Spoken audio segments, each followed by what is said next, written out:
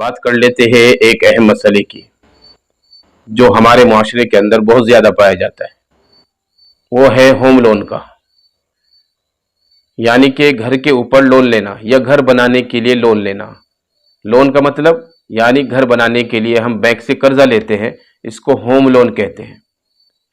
तो क्या हम शरीया एतबार से होम लोन यानी घर बनाने के लिए लोन ले सकते हैं, कर्जा ले सकते हैं? तो हम अपनी शरीयत की तरफ आते हैं, अपनी शरीयत को देखते हैं।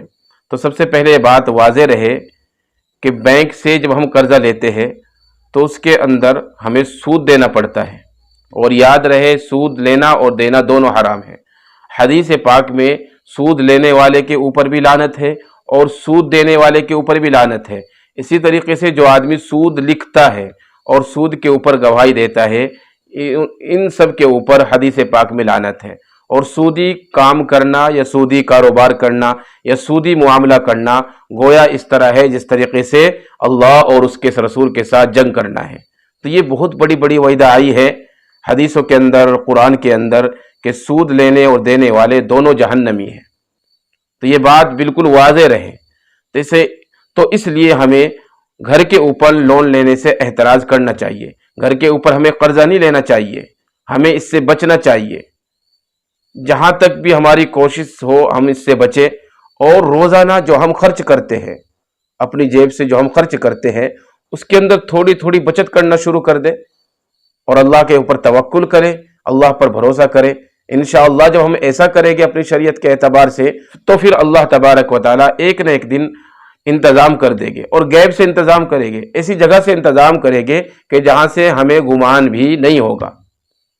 और इसी तरीके से अगर हम सूद लेते हैं, मिसाल के तौर पर हमने कर्जा ले लिया कहीं से, अब जो हमने कर्जा लिया है उसको हमने देने का भी इंतजाम करना पड़ेगा। तो जाहिर सी बात है हम कारोबार करेंगे, कुछ कमाएंगे, तो हम हलाल कमाई करके कर्जे देने का भी तो इंतजाम कर रहे हैं ना। अगर इससे अच्छा हम कर्जे से बच जाए, होम लोन से बच जाए, बैंकों के सूद से बचकर हम रोजाना थोड़ी थोड़ी बचत करें। जिस तरीके से हम किस्तों का इंतजाम करेंगे, इस तरीके से हम किस्तों का इंतजाम न करते हुए थोड़ा थोड़ा हम बचाना शुरू कर दे और अल्लाह पर कनात करके अल्लाह पर भरोसा करें। अल्लाह तबारक व तआला जरूर हमारे लिए कोई ना कोई इंतजाम फरमाएगा। इसलिए हमें कर्जे से बचना चाहिए और लोन वगैरह से बचना चाहिए जहां तक भी हो सके। खास तौर से सूदी जो लोन होता है उससे हमें बचना चाहिए, क्योंकि सूद का अजाब बड़ा खतरनाक है। सूद का अजाब बड़ा खतरनाक है। इसलिए अल्लाह पर भरोसा करते हुए अपनी जिंदगी को गुजारे।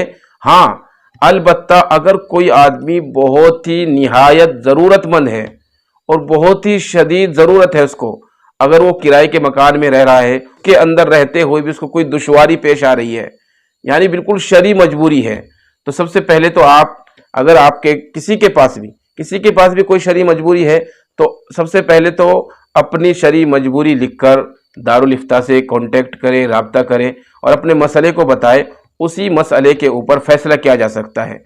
और रही बात इसकी, तो शदीद मजबूरी और शदीद ज़रूरत में तो बहुत ही निचले दर्जे की मजबूरी होती है, उसमें कहीं ना कहीं घर बनाने के लिए लोन लेने की गुंजाइश है।